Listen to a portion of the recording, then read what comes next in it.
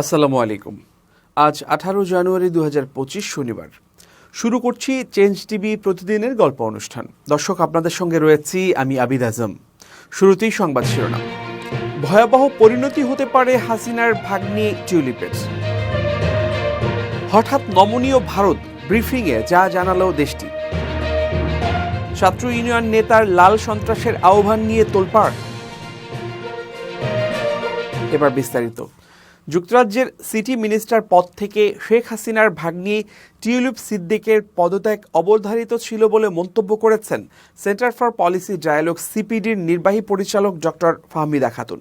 তিনি বলেন, অভিযোগ প্রমাণ হলে তাকে এমপি পদ থেকেও সরে দাঁড়াতে হবে, এমনকি লেবার পার্টির সদস্য পদও হারাতে পারেন তিনি।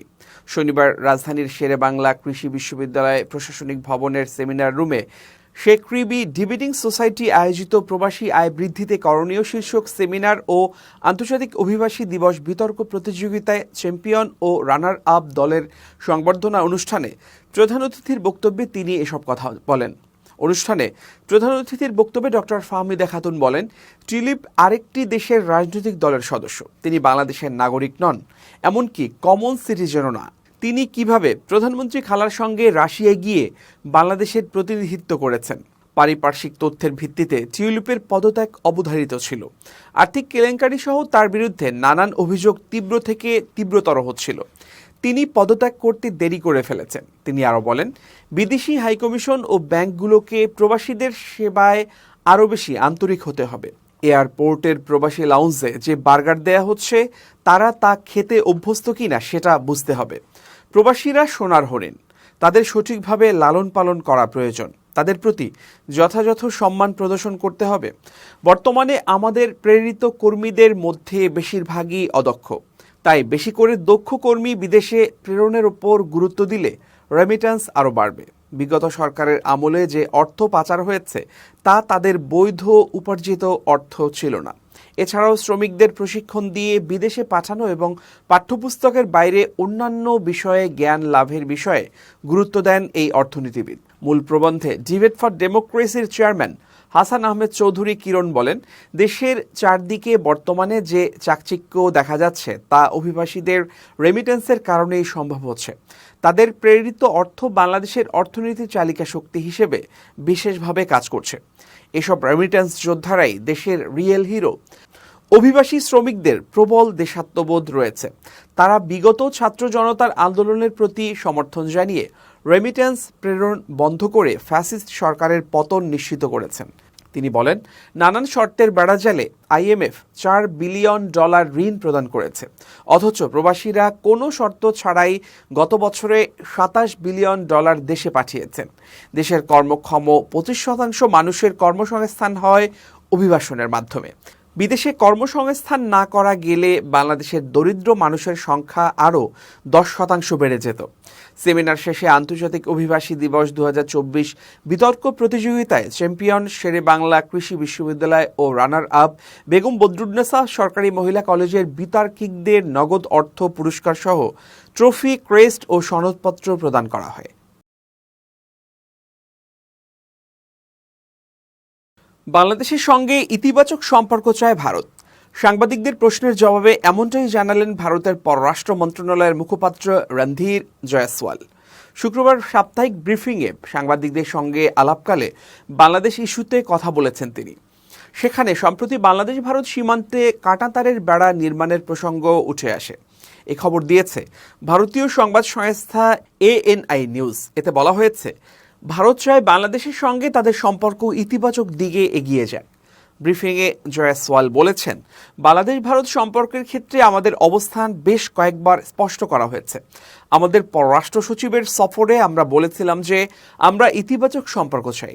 আমরা বাংলাদেশের জনগণের সঙ্গে ফেডারেল সম্পর্ক চাই। আমরা চাই বাংলাদেশ ভারত সম্পর্ক বাংলাদেশের এবং ভারতের জনগণের জন্য ভালো হোক। এটাই ভারতের দৃষ্টিভঙ্গি বলে জানিয়েছেন তিনি।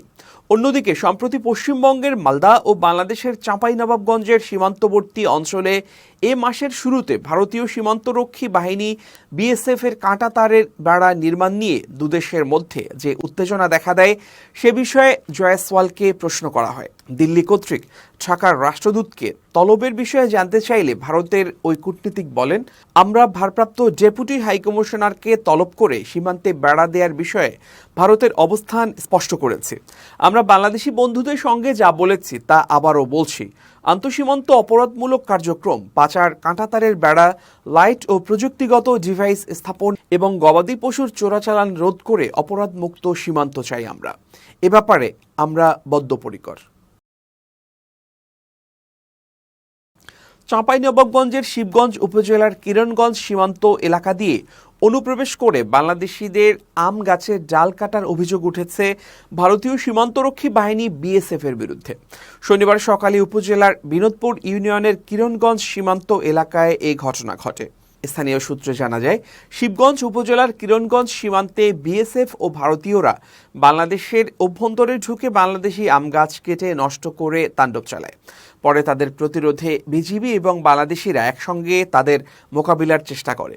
বিএসএফ অনবরত টিয়ার শেল নিক্ষেপ করেছে বলেও জানান স্থানীয়রা। বিনোদপুর ইউনিয়নের ইউপি সদস্য মোহাম্মদ কামাল উদ্দিন বলেন, বিএসএফ এর সদস্যরা অবৈধভাবে বাংলাদেশে ঢুকে আমাদের এলাকার আম গাছের ডালপালা কেটে নিয়েছে। পরে বিজিবি ও স্থানীয়দের প্রতিরোধের মুখে তারা ডালপালা ফেলে চলে গেছে। সীমান্ত এলাকায় উত্তেজনা বিরাজ করছে। এ বিষয়ে লেফটেন্যান্ট কর্নেল গোলাম কিবরিয়া বলেন, বিষয়টি আমি শুনেছি এবং আমি এখন সীমান্তের দিকে যাচ্ছি, পরে বিস্তারিত জানাতে পারবো। লাল সন্ত্রাসী একমাত্র পথ বা উপায় বলে মন্তব্য করেছেন ঢাকা বিশ্ববিদ্যালয়ের ছাত্র ইউনিয়ন সভাপতি মেঘ মল্লার বসু। তিনি মনে করেন, জনগণের সুরক্ষায় প্রতিরোধমূলক সহিংসতা সংঘটিত করতে হবে। শুক্রবার রাতে সামাজিক যোগাযোগ মাধ্যম ফেসবুকে নিজের টাইমলাইনে এক ইংরেজি বার্তায় তিনি এই ঘোষণা দেন। ফেসবুক স্ট্যাটাসে মেঘ মল্লার বসু বলেন, একমাত্র পথ হলো লাল সন্ত্রাস, প্রান্তিক জনগণের সুরক্ষার জন্য প্রতিরোধমূলক সহিংসতা। যতদিন আমরা শুধু প্রার্থনা সভা এবং মিছিল করে যাব, যা কখনো সহিংস হওয়ার ক্ষমতা রাখে না, ততদিন তুমি তোমার সাথীদের সুরক্ষিত করতে পারবে না। মানুষ তোমাকে পছন্দ করবে, কিন্তু কেউ অনুপ্রাণিত হবে না, আর কেউ আরেকটি উদারপন্থী দলের প্রয়োজন অনুভব করে না। কেউ ইচ্ছাকৃত শহীদদের পরোয়া করে না। একমাত্র ভালো ফ্যাসিস্ট হলো মৃত ফ্যাসিস্ট। তিনি বলেন, এই ডানপন্থী উন্মাদনার মধ্যে তোমাকে সার্বভৌমত্বের নামে হত্যা করা হবে এবং তারপর তোমার চরিত্র হনন করা হবে। মাতাল উদারপন্থী ও কেন্দ্রপন্থীরা যারা ইতোমধ্যেই তাদের মন প্রাণ ডানপন্থার কাছে বিক্রি করে দিয়েছে, তারা দাবি করবে এটি ছিল একটি সাংস্কৃতিক যুদ্ধ এবং উভয় পক্ষই খারাপ। তোমার সাথী খুবই কম, তুমি একটিকেও হারানোর মতো অবস্থায় নেই, আর মানুষ ভেড়ার মতো। তুমি কি সারা জীবনের জন্য একজন রাখাল হওয়ার জন্য প্রস্তুত? মেঘ মল্লার আরও বলেন, পাবলিক ডেমনস্ট্রেশন করা বন্ধ করো, কমিটির কার্যক্রম প্রকাশ্যে প্রচার করা বন্ধ করো। আমরা যদি সতর্ক না হই তাহলে নিশ্চিহ্ন হয়ে যাব। দাঁত আর নখ বেরিয়ে আসছে। ট্রোল আর মিম করে এর থেকে মুক্তি পাওয়া সম্ভব না। এবার এটি গোপনে নিয়ে যাও কমরেড, অপেক্ষা করো। এদিকে ছাত্র ইউনিয়ন সভাপতি লাল সন্ত্রাস ও সহিংসতার হুমকি দেওয়ার প্রতিবাদে বিশ্ববিদ্যালয়ের হলপাড়া থেকে বিক্ষোভ মিছিল আয়োজন করেছেন ঢাকা বিশ্ববিদ্যালয়ের সাধারণ শিক্ষার্থীরা। এ প্রসঙ্গে এবি জুবাইর নামে এক ঢাবি শিক্ষার্থী বলেন, ঢাবি ছাত্র ইউনিয়ন সভাপতি দেখলাম সরাসরি লাল সন্ত্রাসের হুমকি দিয়েছেন। এরকম উস্কানির কারণে দেশে সংঘাতময় পরিস্থিতির সৃষ্টি হয় কিনা আমাদের ভাবা দরকার। নতুন করে কোনো ধরনের সন্ত্রাস সংঘাত দেখতে চাই না। উল্লেখ্য, উইকিপিডিয়ার তথ্য অনুযায়ী লাল সন্ত্রাস বা রেড টেরর হল সোভিয়েত রাশিয়ার বলশেভিকদের মাধ্যমে পরিচালিত রাজনৈতিক নিপীড়ন এবং মৃত্যুদণ্ডের একটি প্রচারণা, যা প্রধানত চেকা নামক বলশেভিক গোপন পুলিশের মাধ্যমে করা হতো। এটি আনুষ্ঠানিকভাবে 1918 সালের সেপ্টেম্বরের শুরুতে শুরু হয়েছিল এবং 1922 সাল পর্যন্ত স্থায়ী হয়েছিল। ভ্লাদিমির লেনিনের হত্যা চেষ্টা এবং পেট্রোগ্রাদ চেক নেতা মেইসেই ইউরিতস্কি এবং পার্টি সম্পাদক ভি ভলোদারস্কির সফল হত্যাকাণ্ডের পর, যা বলশেভিক গণপ্রতিহিংসার জন্য প্রতিশোধমূলক বলে অভিযোগ করা হয়। লাল সন্ত্রাস ফরাসি বিপ্লবের ত্রাসের শাসনের উপর ভিত্তি করে গড়ে ওঠা এবং এর লক্ষ্য ছিল বলশেভিক শক্তির বিপক্ষে রাজনৈতিক বিরোধিতা, প্রতিপক্ষ এবং অন্য যে কোনো ধরনের হুমকি নির্মূল করা এর অন্যতম উদ্দেশ্য ছিল। বৈষম্যবিরোধী ছাত্র আন্দোলনের শীর্ষ সমন্বয়ক খান তালাত মাহমুদ রাফিকে প্রাণে মেরে ফেলার হুমকির অভিযোগ উঠেছে। রাফি দাবি করেছেন, নিষিদ্ধ ঘোষিত ছাত্রলীগের সাবেক সাধারণ সম্পাদক গোলাম রাব্বানী তাকে এই হুমকি দিয়েছেন। শনিবার দুপুরে রাফি জানান, সামাজিক যোগাযোগ মাধ্যম হোয়াটসঅ্যাপে 0183.284 নম্বর থেকে তাকে একটি খুদে বার্তা পাঠানো হয়। বার্তায় রাফিকে 3 দিনের মধ্যে শেষ করে দেওয়ার হুমকি দেওয়া হয়। রাফি স্ক্রিনশট সহ এই বার্তা তার ফেসবুক পেজে শেয়ার করেছেন। রাফি পোস্টে লিখেছেন, গত জুলাই মাসে গোলাম রাব্বানী আমাকে কনভিন্স করার চেষ্টা করেছিল, কিন্তু যখন সে সফল হয়নি তখন আমাকে বিভিন্নভাবে হুমকি দিতে থাকে। এখন আবারও আমাকে একই নাম্বার থেকে কল এবং হুমকি দেওয়া হয়। তিনি আরও জানান, এই ধরনের বার্তা আসা সত্ত্বেও আমি ভয় পাচ্ছি না, কারণ আমি জানি এই আন্দোলন কখনো থামবে না। রাফি বলেন, আমার জীবনের নিরাপত্তা নিয়ে আমি শঙ্কিত। গোলাম রাব্বানী ও তার সহযোগীরা এখনও কেন গ্রেফতার হয়নি? যদি আমার কিছু হয়ে যায় তবে এর দায় সরকার ও এর সুশীল সমাজকেই নিতে হবে। তিনি জানান, এ বিষয়ে আইনগত ব্যবস্থা নেয়ার পরিকল্পনা করছেন। গোলাম রাব্বানীকে বারবার ফোন করা হলেও তার ফোন নাম্বার বন্ধ পাওয়া যায় এবং তিনি এ বিষয়ে কোনো মন্তব্য করতে পারেননি। রাজনৈতিক দলের কাছ থেকে মতামত নেয়ার পর এবার জুলাই ঘোষণাপত্র নিয়ে চিঠির মাধ্যমে অভিমত চাওয়া হয়েছে সরকারের পক্ষ থেকে। অভিমতগুলো পর্যালোচনা করে একটি সংশোধিত ও সর্বজন গ্রাহ্য ঘোষণাপত্র প্রস্তুত করা হয়েছে বলে জানিয়েছেন অন্তর্বর্তীকালীন সরকারের প্রধান উপদেষ্টার প্রেস উইং। শনিবার প্রধান উপদেষ্টার উপ প্রেস সচিব আবুল কালাম আজাদ মজুমদারের পাঠানো এক বার্তায় এ তথ্য জানানো হয়েছে। বার্তায় বলা হয়েছে, জুলাই ঘোষণাপত্র নিয়ে গত বৃহস্পতিবার সর্বদলীয় সংলাপের পরবর্তী কর্মপন্থা হিসেবে গণ অভ্যুত্থানে অংশ নেয়া রাজনৈতিক দলসহ সব অংশীজন থেকে অভিমত নেওয়া হচ্ছে। আপনাদের সুচিন্তিত অভিমত চিঠি মারফত পাঠাতে পারেন মাহফুজ আলম উপদেষ্টা, প্রধান উপদেষ্টা কার্যালয়, এ ঠিকানায়। আগামী 23 জানুয়ারি পর্যন্ত চিঠি মারফত আপনাদের অভিমত জানাতে পারেন। বার্তায় আরও বলা হয়, অভিমতগুলো পর্যালোচনা করে একটি সংশোধিত ও সর্বজন গ্রাহ্য ঘোষণাপত্র প্রস্তুত করা হবে এবং জনগণের উপস্থিতিতে তা অনতিবিলম্বে ঘোষিত হবে। এবার খুব জরুরি 1 মিনিট জানাচ্ছেন ইউনেস্কো ক্লাব পুরস্কার বিজয়ী সাংবাদিক আমিরুল মোমিনিন মানিক। খুব জরুরি 1 মিনিটে প্রত্যেককে আমন্ত্রণ। প্রিয় বন্ধুরা, জীবনের দুটি গুরুত্বপূর্ণ বিষয় হচ্ছে, প্রথমত নিজের আত্মসম্মান ধরে রাখুন, দ্বিতীয়ত নিজেকে ছোট ভাবুন। প্রিয় বন্ধুরা, অনেক সময় আমরা নিজেকে নিজের অবস্থানে এমনভাবে দাঁড় করাই যে মানসিকভাবে জটিলতার মধ্যে পড়ে যাই। কিন্তু আপনি যদি মনে করেন যে না, আমি একজন সাধারণ মানুষ, স্বাভাবিক কাজকর্ম পরিচালনা করতে আমার কোনো সমস্যা নেই, তাহলে এই জটিলতার মধ্যে পড়বেন না। যখনই আপনি নিজেকে মনে করবেন অনেক কিছু, বড় হয়ে গেছেন, বিশাল ব্যক্তিত্ব, তখন নানা কিছু করতে গিয়ে আপনার মধ্যে একটা দ্বিধার পর্দা তৈরি হবে। সুতরাং আসুন নিজেকে আমরা ছোট ভেবে জীবনকে স্বাভাবিক রাখি। দ্বিতীয় বিষয় হচ্ছে আত্মসম্মান বজায় রাখা। হ্যাঁ, এই পৃথিবীর অনেক কাজ আছে যেগুলোতে আপনার আত্মসম্মান ক্ষুণ্ণ হতে পারে।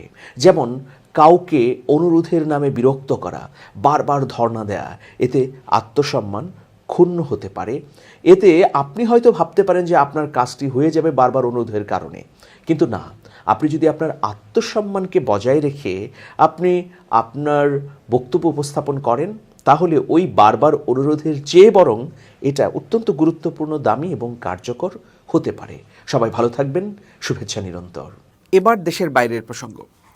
মার্কিন সিনেটর বার্নি স্যান্ডার্স জোর দিয়ে বলেছেন, বেনিয়ামিন নেতানিয়াহুকে অস্ত্র সরবরাহ করে মার্কিন যুক্তরাষ্ট্র গাজায় গণহত্যা ও অপরাধে শরিক হয়েছে। তিনি আরও বলেন, দুঃখজনক বিষয় হলো যে এখন যে চুক্তিতে তারা সই করেছে সেটাকে নেতানিয়াহু এবং তার চরমপন্থী মন্ত্রিসভা গত মে মাসে প্রত্যাখ্যান করেছিল। মে মাসে এই প্রস্তাব মেনে নিলে 10,000 মানুষের প্রাণ বেঁচে যেত বলে তিনি মন্তব্য করেন। বার্নি স্যান্ডার্স বলেন, গত মে মাসে প্রস্তাবটি উপস্থাপনের পর থেকে 10,000-এর বেশি মানুষ নিহত হয়েছে এবং গাজায় বন্দী ও বেসামরিক নাগরিকদের দুর্ভোগ আরও তীব্র হয়েছে। আমেরিকার এই সিনেটর এর আগেই গাজায় যুদ্ধবিরতি এবং বন্দি বিনিময় চুক্তিকে স্বাগত জানিয়ে বলেছেন, এই চুক্তিটি স্থায়ী রূপ দিতে হবে এবং উভয় পক্ষের যুদ্ধাপরাধীদের জবাবদিহি করতে হবে। বুধবার গাজায় যুদ্ধবিরতি চুক্তি সইয়ের ঘোষণা প্রকাশের পর এক বিবৃতিতে স্যান্ডার্স বলেন, উভয় পক্ষকেই চুক্তিটির প্রতি সম্মান দেখাতে হবে এবং যত তাড়াতাড়ি সম্ভব এটি বাস্তবায়ন করতে হবে। বিনা কারণে চলমান হত্যাকাণ্ড বন্ধ করতে হবে, বন্দীদের মুক্তি দিতে হবে। গত বুধবার হামাস এবং ইহুদিবাদী ইসরায়েলের মধ্যে যুদ্ধবিরতির চুক্তি হয়। আগামীকাল রোববার থেকে এই চুক্তি বাস্তবায়নের কথা রয়েছে। চুক্তি অনুযায়ী প্রথম ধাপে হামাস ইসরায়েলের ৩৩ জন বন্দীকে মুক্তি দেবে। অন্যদিকে প্রথম ধাপেই ইসরায়েলের কারাগারে আটক সহস্রাধিক ফিলিস্তিনিকে মুক্তি দেওয়া হতে পারে। যুদ্ধবিরতি ও জিম্মি মুক্তি চুক্তির আওতায় ইসরায়েলি কারাগার থেকে ছাড়া পেতে যাচ্ছেন ফিলিস্তিনি বিপ্লবী এবং সশস্ত্র সংগঠন আল আকসা মার্কার্স ব্রিগেডের সাবেক কমান্ডার জাকারিয়া মুহাম্মদ আবদেল রহমান জুবেইদি। ফিলিস্তিনের জেনিন শহরে লড়াকু বীর খ্যাত জুবেইদি বন্দি মুক্তির প্রথম ধাপে রোববার ছাড়া পাচ্ছেন বলে নিশ্চিত করেছে টাইমস অফ ইসরায়েল। শনিবার জেরুজালেম পোস্ট সহ ইসরায়েলি গণমাধ্যমের প্রতিবেদনে বলা হয়েছে, জুবেইদি মুক্তি পেলেও তিনি নিজ দেশের বাইরে যেতে পারবেন না। অনলাইনে প্রকাশিত হিব্রু তালিকায় বলা হয়েছে, জুবেইদিকে বিদেশে পাঠানো হবে না, তাকে উত্তর পশ্চিম তীরের জেনিনে ফিরে যেতে দেয়া হবে, যেখানে তিনি ফাতাহর আল আকসা শহীদ ব্রিগেডের কমান্ডার ছিলেন। জুবেইদি ২০০১ সালের শেষের দিকে সশস্ত্র আন্দোলনের ঝুঁকে পড়েন, যখন তার একজন ঘনিষ্ঠ বন্ধুকে ইসরায়েলি সেনারা হত্যা করে। ২০০২ সালে দ্বিতীয় ইন্তিফাদার সময় জাকারিয়ার মা সামিরা এবং ভাই তাহাকে হত্যা করে ইসরায়েলি স্নাইপাররা। তাদের বাড়ি, স্টোন থিয়েটার সহ এবং ক্যাম্পের বেশিরভাগ অংশ বুলডোজার দিয়ে গুঁড়িয়ে দেয়া হয়। তিনি ২০০৪ সালের জুন মাসে তেল আবিবে একটি বোমা হামলার দায় স্বীকার করেন, যাতে একজন নারী নিহত হন এবং ৩০ জনের বেশি আহত হন। ২০০৫ সালের সেপ্টেম্বরে জুবেইদি ঘোষণা করেন, জেনিনে ইসরায়েলি বাহিনীর হাতে সামের সাদি এবং অন্য ২ যোদ্ধা নিহত হওয়ার পর তার গ্রুপের যুদ্ধবিরতি শেষ হয়ে গেছে। ২০০৭ সালের ১৫ জুলাই ইসরায়েলি প্রধানমন্ত্রীর কার্যালয়ে ঘোষণা করে তারা জুবেইদিকে ফাতাহর আল আকসা ব্রিগেডের যোদ্ধাদের জন্য দেয়া সাধারণ ক্ষমার মধ্যে অন্তর্ভুক্ত করবে। ২৯ ডিসেম্বর ২০১১ সালে ইসরায়েল জুবেইদির ক্ষমা প্রত্যাহার করে। পরে অবশ্য মাহমুদ আব্বাসের সরকার তাকে গ্রেপ্তার করেছিল। কয়েক বছর তিনি জেল খাটেন। সন্ত্রাসী কর্মকাণ্ডে জড়িত থাকার সন্দেহে জুবেইদিকে ২০১৯ সালের ফেব্রুয়ারিতে গ্রেপ্তার করে ইসরায়েলি সামরিক বাহিনী। দেশটির আদালতে পশ্চিম তীরে বেসামরিক বাসে গুলিবর্ষণ করার জন্য তাকে অভিযুক্ত করা হয়। প্রিয় দর্শক, শেষ করছি প্রতিদিনের গল্পের আজকের গল্প। change.tv.press বাংলাদেশের ইউটিউব জার্নালিজমের অগ্রদূত। ভিজিট করুন এর ওয়েবসাইট www.changetv.press, ইউটিউব youtube.com/changetvpress এবং সাবস্ক্রাইব করুন চ্যানেলটি। নিয়মিত লাইক, কমেন্ট ও শেয়ার করে আপডেট রাখুন নিজেকে। ভালো থাকুন, নিরাপদে থাকুন, শুভেচ্ছা নিরন্তর। changetv.press, এক ফোঁটা হলুদ নেই।